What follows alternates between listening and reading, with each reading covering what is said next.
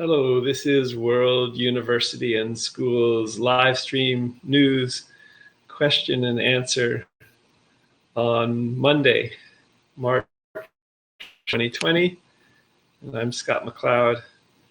And today, hoping that Petros Kalligas from Athens, Greece will join us. I'm sending an invitation just now. And in the meantime, World University and School seeks to put a major online university on your computer screen that's MIT OpenCourseware centric, that has major online libraries with major online museums in virtual reality,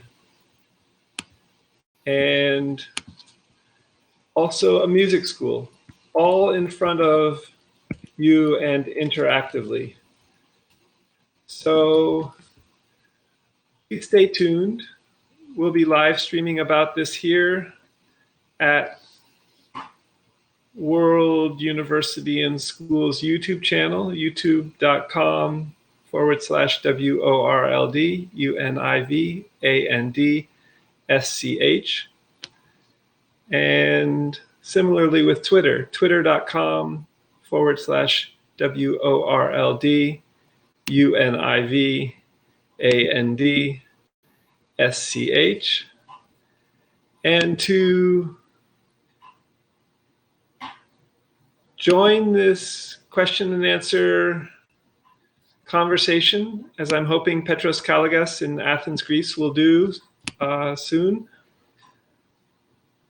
you can email me at info@worlduniversityandschool.org.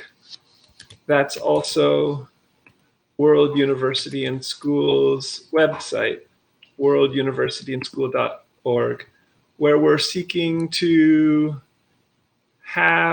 offer in this autumn online, free to students, MIT OpenCourseware centric bachelor's degrees that would also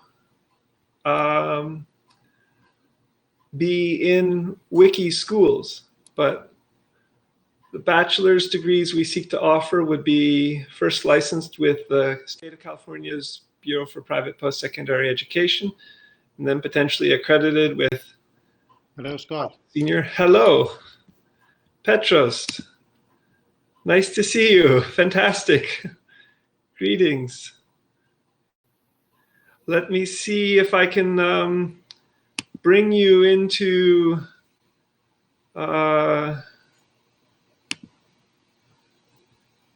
this video conference.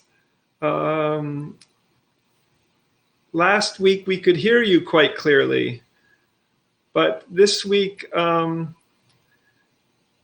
can see you in video, I can hear you. Can you hear me?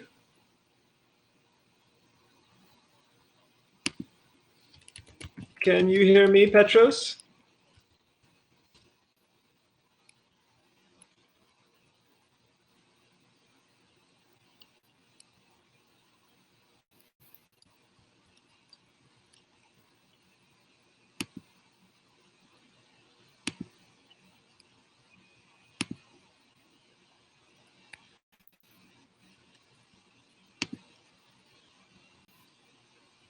Let's see, I've gone to scene 3 and I see my video next to yours.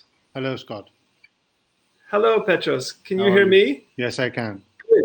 For Good. the past 3 seconds.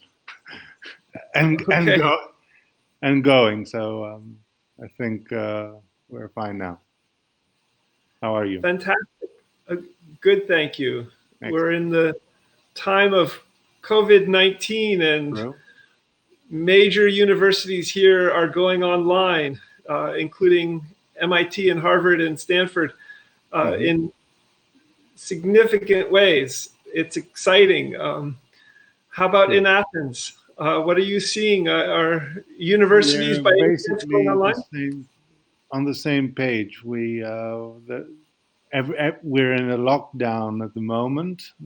I'm on Spetses. I left Athens. I'm on an island.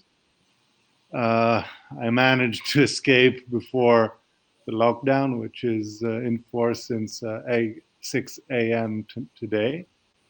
And where I'm now out out of Athens and enjoying myself in Safer. the country in the country areas of, It of probably Greece. is there an old pattern in Greece where things get turbulent in Athens that people go to the islands? Yes, absolutely.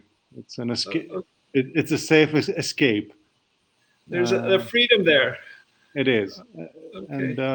and there are no cases of COVID-19 on Spetses, so I'm reasonably safe here, assuming assuming no contamination, and assuming that I haven't contaminated the island already.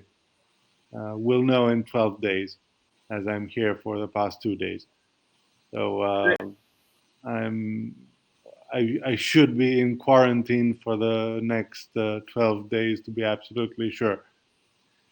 But I my saw recently. impression, but my impression is that I haven't contracted the virus. Fingers Good. crossed. The internet connectivity on Spetsos Island is good too here. Yes, yes, we've got Wi-Fi.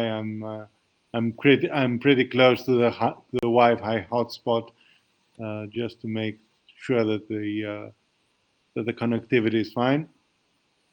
And fortunately, it is. And the system has so far coped because of obviously since the lockdown, the demand for internet connections is higher because everybody's trying to connect via Skype or via the internet in general, much more than they did even a month ago.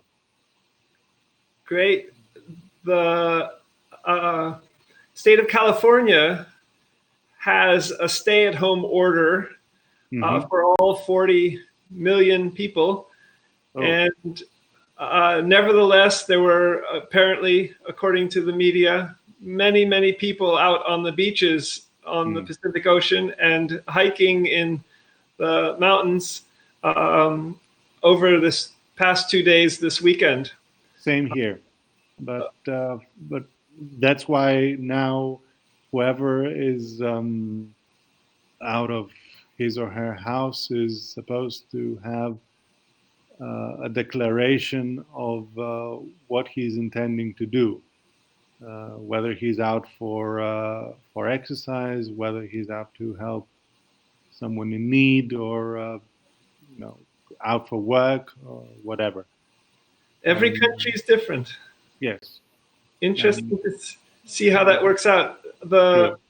And especially in Athens and Thessaloniki, there are drones in place that are supposed to pick out whoever is wandering with no special permission.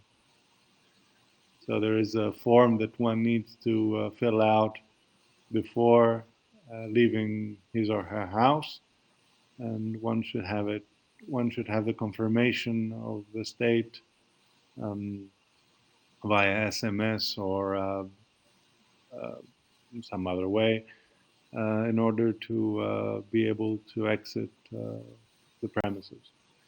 the head of Google's Verily's Project Baseline, Hmm. which is a medical project to Hmm. turn physical samples into data Oh my and God. then chart a pathway to health Hmm. that Stanford had 2000 To hell hyphen th. also.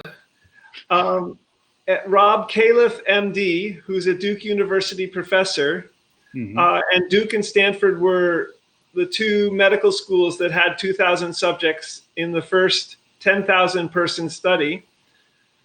Project Baseline has recently created an online web screening application that only 2 counties in California have access to, Santa Clara County in Silicon Valley and San Mateo.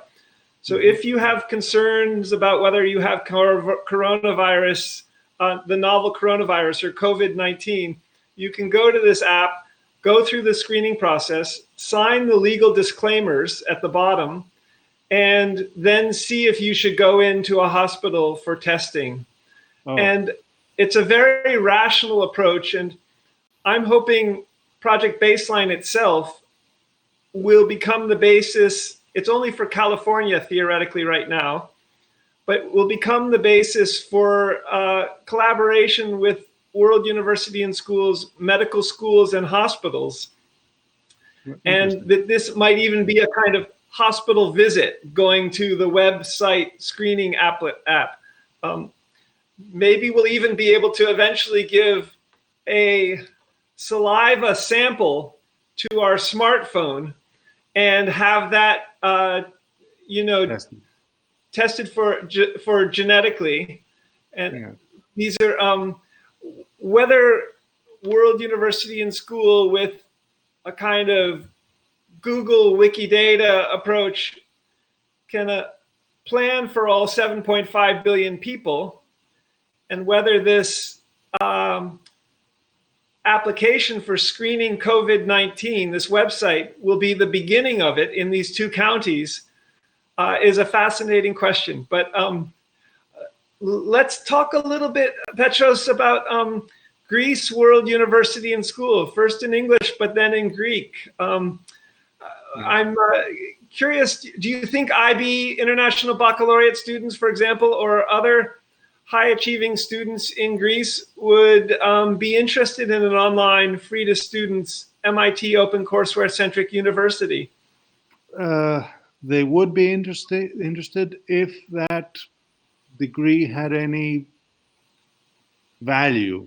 I mean, if it were accepted by employers, by other people. I mean, I don't think that many people would do it just as a self-study, just to have certification. And obviously one needs to develop and acquire a name for oneself in order to create some value for any kind of certification. And that applies obviously not just to World University and School, but to any kind of certification, and it stands to reason. I mean, it makes sense. In the open monthly business meeting this past Saturday, third Saturdays, 9 a.m. Pacific time for World University and School, and in talking with the chairman of World University and School's board, Larry Wieland, he's an MIT alumnus, and so is his wife, in chemistry both. And one of the things that I asked him about was, would this MIT OpenCourseWare into the MITx platform for courses? So you have the MIT name there. We have legal clarifications where we say how we use MIT OpenCourseWare in these regards. Would the MITx platform and knowledge be of value if it was licensed? But what Larry Wieland said was, when I asked him, did he think World University and School would somehow, in this time of MIT and Harvard all going online, get access to MITx? There's been some obstacles so far. He said, yeah, that was great news. It's all sort of maybe alumni communication for him. I'm not sure. If it was MITx platform and doable and licensed in the state of California, accredited in California with the same institutions, Stanford and Berkeley a credit with, what more value could be added because we don't have the track record yet, is my question for you, Petros. Well, obviously, I believe that value, unfortunately, in these days comes through examinations. So if I mean any kind of certification needs to be combined with some kind of examination, some testing, uh, and some grading, obviously. And depending on the difficulty of such a process, uh, a value would be assigned to the outcome. Um, so obviously, I mean, people can have access to MIT online, and then of course there must be some kind of accreditation, some examinations that these students will have sat and passed through, and depending on how difficult or easy these examinations are, uh, a value will start evolving and developing. So Great. I think that's the process, not only for World University and Schools, but for any kind of university or education outfit. I invite you to have a further look at MIT OpenCourseWare itself and see that there are exams posted there. And also, I'll look further, and I invite you and our viewers to look further at the MITx sort of courses. I'll post that link below this YouTube video recording. And see, I think that the exams are there. Just in this time of COVID-19, the novel coronavirus, and Harvard and MIT themselves all going online dramatically, I observed yesterday on Twitter that Harvard Law is going to return to a pass-fail grading system for at least this semester. And they attract highest achieving students, and they're also they have a big commitment to being diverse, and they are also they have a kind of I'll call it a peace and social justice view in Harvard Law School for admitting students in many ways. And this approach to grading, which you were just mentioning, might open boundaries, horizons, possibilities for prospective students who were interested in the knowledge and the career possibilities from MIT OpenCourseWare, but hadn't explored, the MIT culture of learning or sort of all that before. What do you think about that thinking? But first of all, just one moment. I mean, for examinations to be administered, one needs to have some kind of classroom or hall where students go and sit the exam. They can't sit the exam at home with no supervision, and I mean there needs Check to out be. MITx. Sorry. Check out MITx. I need to check it out too. Let's see how exams are administered on the 205 exactly courses apparently in MIT OpenCourseWare into MITx. Let's see how edX has thought out exams for And MIT. we need to check. I mean, what exact value MITx has. I mean, I don't think it's accepted as a university degree. I mean, obviously, a degree from MIT has a much higher value than MITx.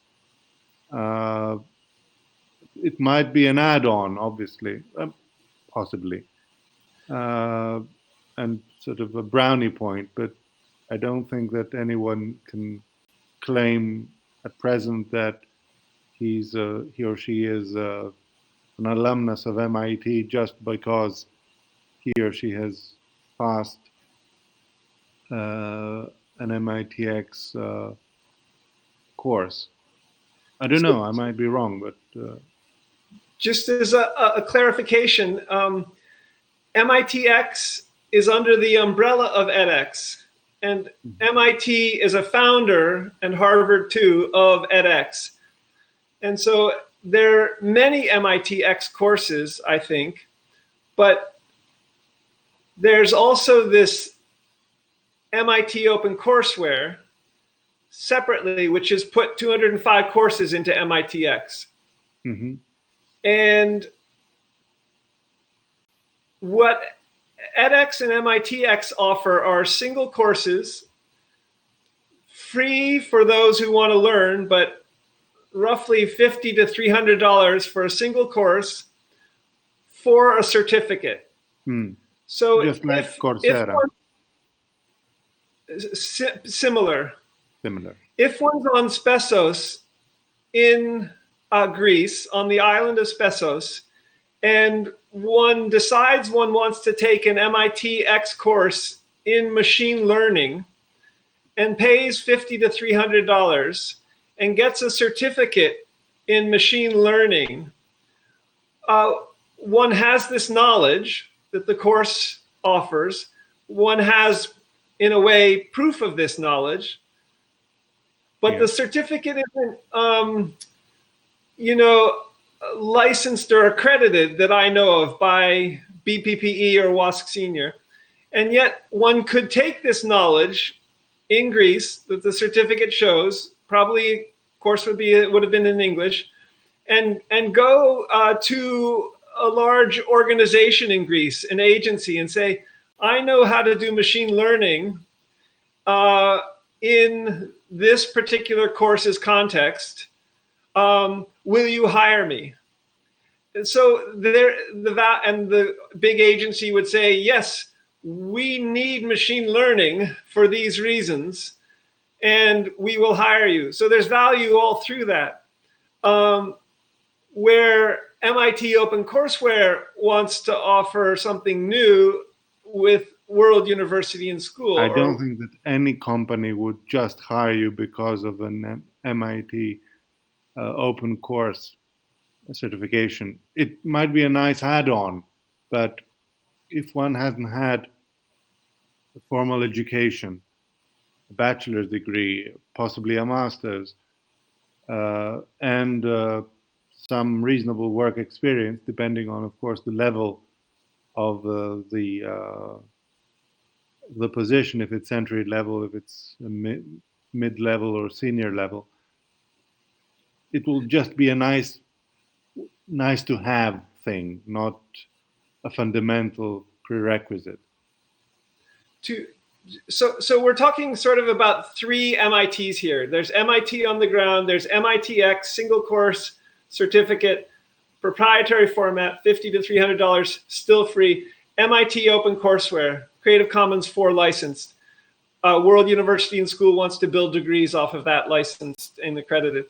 But to give you an example of where something happened with a student taking one Coursera course and then getting a job in machine learning and then getting a job in another country. You met Peter last week in the Google Meet, not in Lightstream that streams to live stream. Peter has a friend, I've met him too a number of times online, Georgi. He's from Russia. He took a Coursera course in machine learning. And with that knowledge, he moved with his family, wife and 2 kids, to the Netherlands and now works for a bank from home. Oh.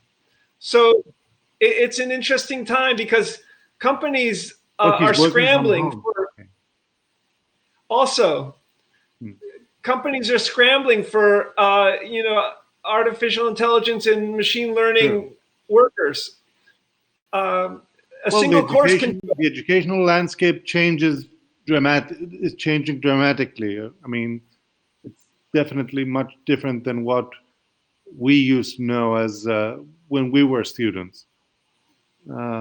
So possibly I'm just extrapolating from my knowledge, but I could be totally wrong. It's just that so far, to my experience, I haven't seen anybody in what in what you're describing is the first time I actually see somebody extracting value from an online course. I'm not saying it's not the path to the future, but up to now, and possibly Greece is a bit old-fashioned still and behind the curve. Um, so perhaps that's one of the reasons why I haven't had sort of cutting edge experience at the moment. But it's it might be true that you know online courses very are the way to the future. I'm not denying that. Or they'll complement Yeah, well, Greek as a compliment, universities on the. I understand it. One of the questions I'm wondering about is first, hypothetical Greek students who speak English or Mhm. will learn English in the first year well enough to take MITx, hypothetically, and two, who would stay for 4 years in an online university. And, these are big questions. That's a that's a high Retention, task. retention has been an issue with online education. And, and, and we can teach for that. You're a teacher. I'm also a teacher. But Let's say I'm an aspiring teacher. I'm not a teacher yet. So high achieving students, even 10, 50, 100, who speak English, who are Greek, and then is one question, is that possible if there was interest? And then to move World University and School into the Greek language. For a first online bachelor's degree, could one attract 1,000 Greek students 3 years from now, 5 years from now, who were interested in a free to students MIT OpenCourseWare centric in Greek bachelor's degree online? It would it would it's it very much depends on the legal situation that any offering would have. And as I said last week, unfortunately in Greece, private initiative isn't encouraged in education in Greece because by according to our constitution, the state is the only legal provider of education in this country. There have been attempts to change this provision, but they have they have so far failed. And we just had an amendment of our constitution uh, about 6 months ago. So any further amendment would have to wait for a further at least 7 years. Ah, what So about unfortunately, as far as the legal situation in Greece is concerned, unfortunately, it isn't very friendly at the moment, and for what the foreseeable future, unfortunately. what about your prime minister? What is his last name? Mitsotakis, Mitsuvakis, yes, uh, who went to Stanford and to Harvard Law, both private universities in the United States. And Harvard Business School, sorry, Harvard Business School, Stanford undergrad, yes. and comes back to Greece. And maybe these are interesting sort of examples. He tried to initiate the change towards allowing private universities to exist, but unfortunately, uh, the Greek system was still adamant against private initiative in the educational space. So even though the article providing that only the state is allowed to provide education in Greece was up for amendment, it didn't amass the required majority for it to actually enter into the uh, articles that were up for amendment, even though there were people that were in favor of having it amended. So Well, we're still interesting. stuck. I'm reminded of Georgi. I'm not, from Russia, takes a single, presumably private Stanford Coursera course in machine learning and moves to the Netherlands and gets a job with a bank. But one further sort of Greek focus here. This morning, the Boston Globe newspaper online suggested that the Olympics would be moved back a year in Japan to 2021 because of the novel coronavirus, COVID-19. This is very dramatic, and a number of countries, Canada, for example, had said they wouldn't send athletes this year. Coming out of this Greek perspective, and in that countries seem to build community and international community around sort of this remarkable international competition that goes back to 2,300, 2,500 years ago in many, many ways.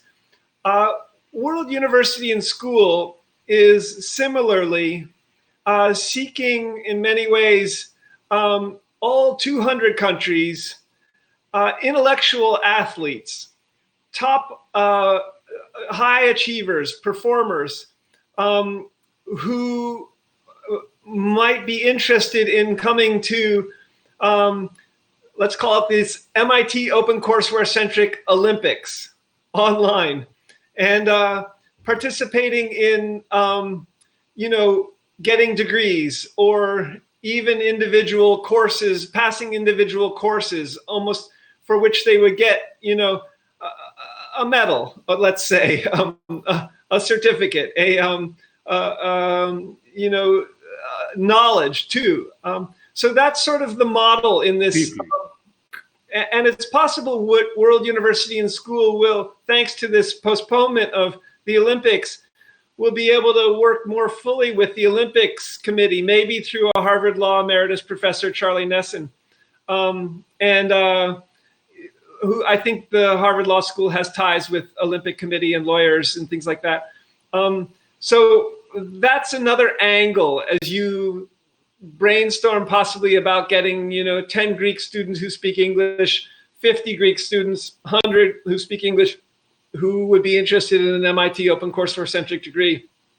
If that degree, in computer science or general engineering or EE electrical engineering would have value at the end of 4 years in Greece, in Greek for those English-speaking Greek students.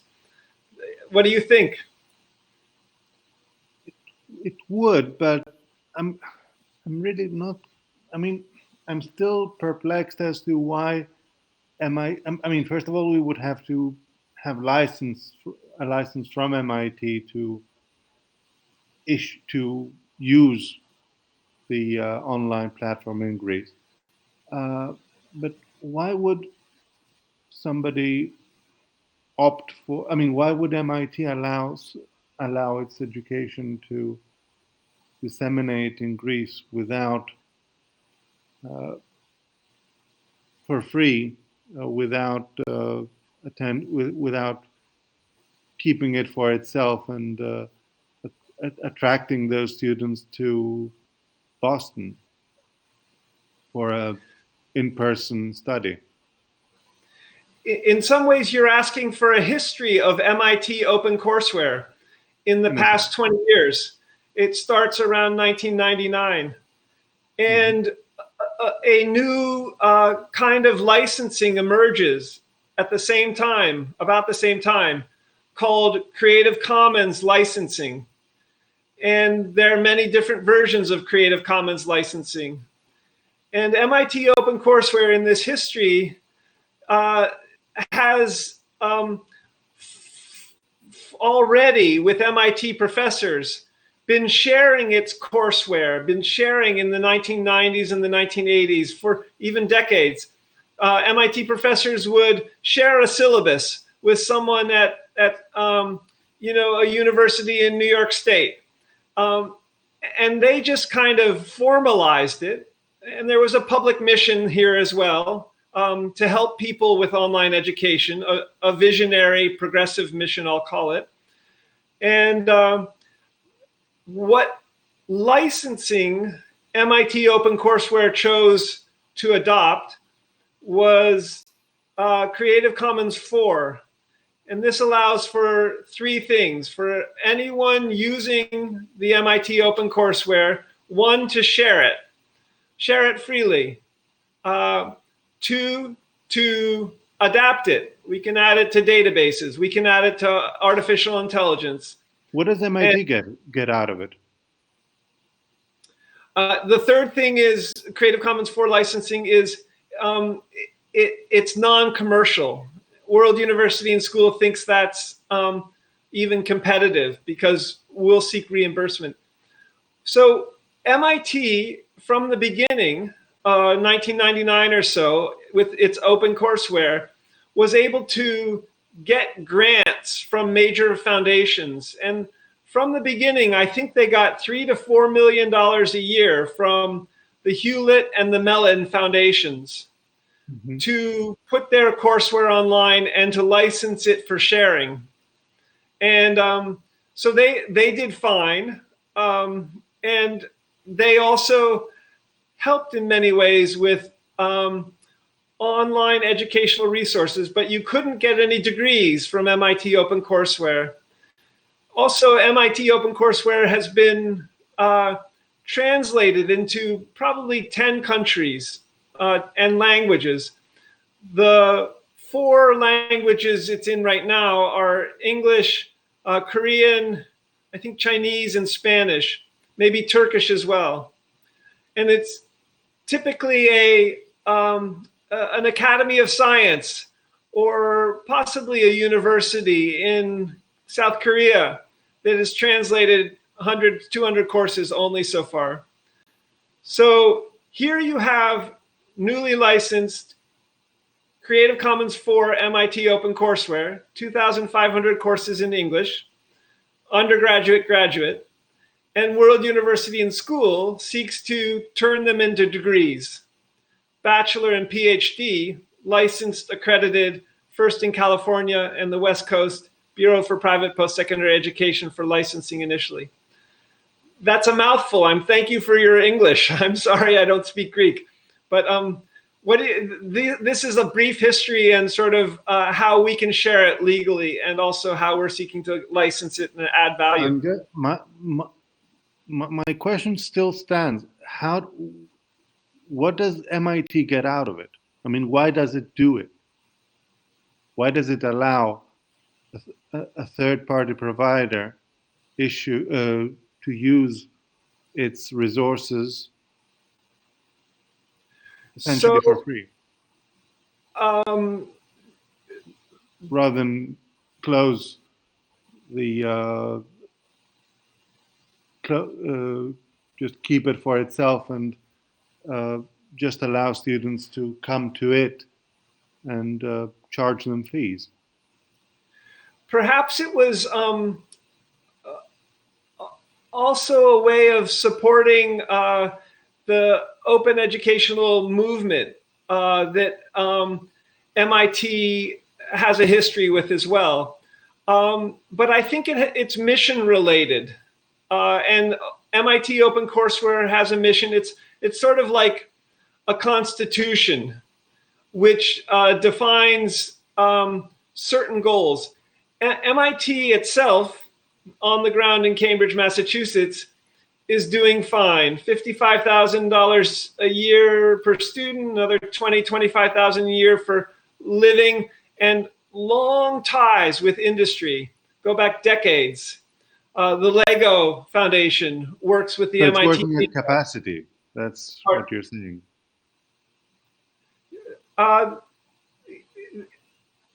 I think MIT gets out of it, besides the $3 to $4 million a year from the Hewlett and Mellon Foundations, a way of educating the world, not just MIT. So perhaps there's as a brand name, a branding, but also a populist mission, a way of reaching many. And World University and School wants to even go further than that and make wiki schools available for open teaching and learning. And on each of the academic wiki subject pages in English at World University and School, there's already some MIT OpenCourseware. But then your mother could be, with her smartphone, videoing your father at a historical site in Greece, and in Greek or English, add that to YouTube.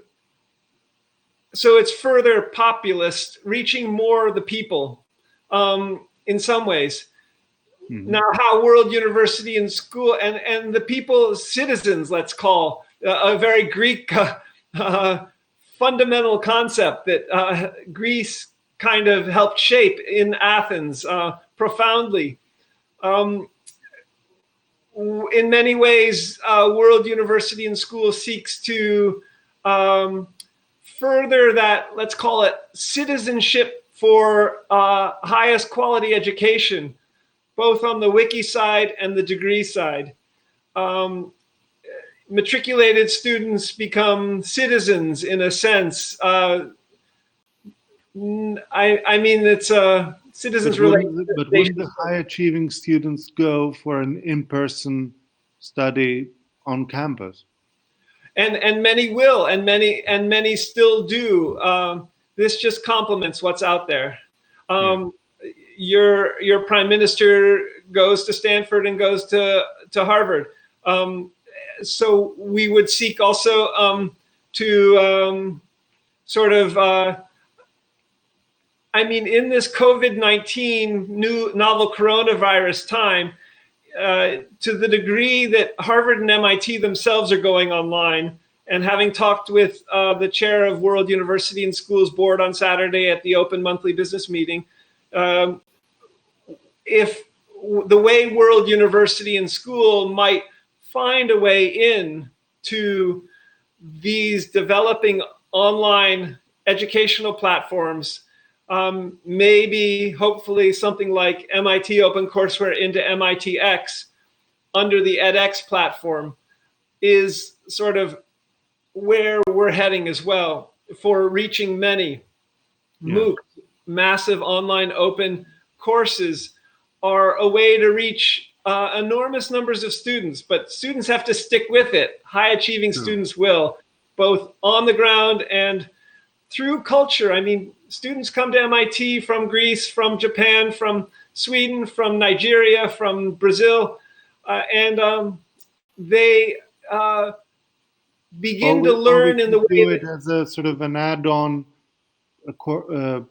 in parallel to their professional life. I mean, perhaps people are not willing to surrender their jobs, but they still want to continue with their education, and as an add-on, they can use some kind of course to boost their skills in developing in a new skill that they see is required of them. Lifelong education exactly. is an important thing in the information age. In this IT revolution, let's call it, we're going through. As a part-time issue and activity. As a what? Sorry.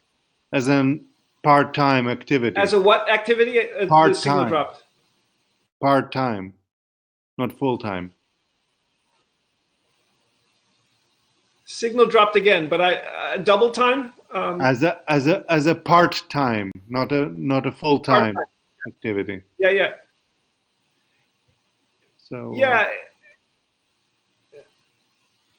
Yeah, it's the question, also besides matriculating students at World University and School,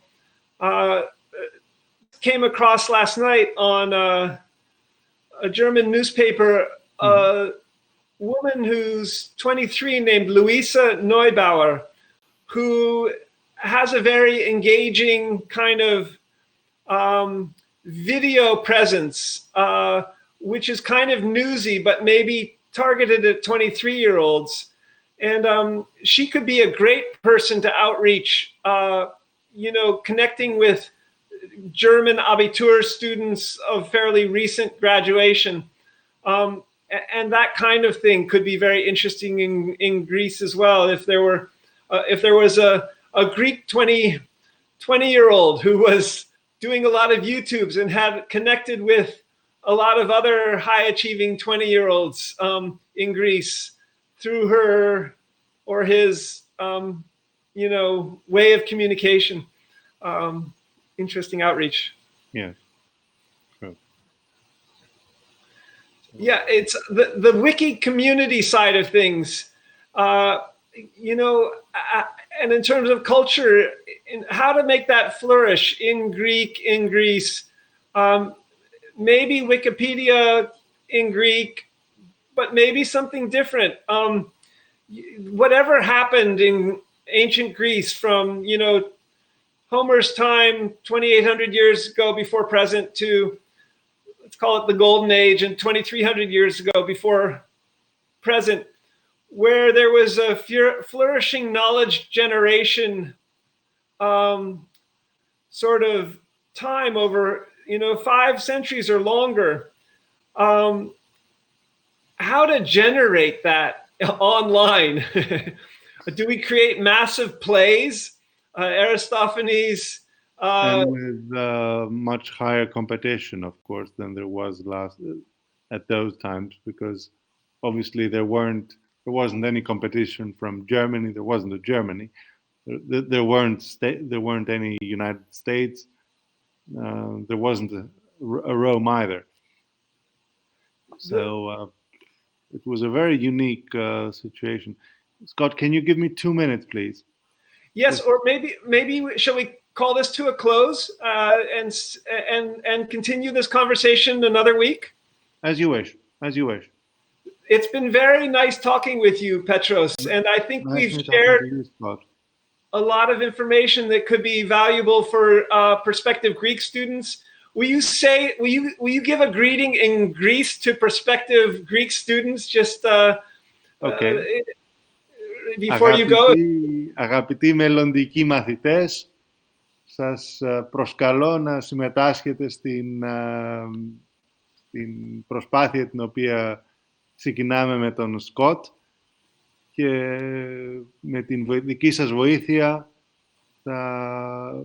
είμαι βέβαιος ότι θα καταφέρουμε μεγάλα πράγματα και να σας βοηθήσουμε και να είσαστε απότοκα μεγάλων και να είμαστε περήφανοι για σας. I'm sure it's all Greek to you, Scott, right? Ευχαριστώ. Παρακαλώ. Okay, excellent, Scott. So we'll take it up in a week's time from here. Okay. It would be fantastic to meet again. Super. Excellent. Thank you very much, Scott. Take care. Yes, you as well. Take care. Bye for now. Have a great week. Take care. You too. And away from the coronavirus.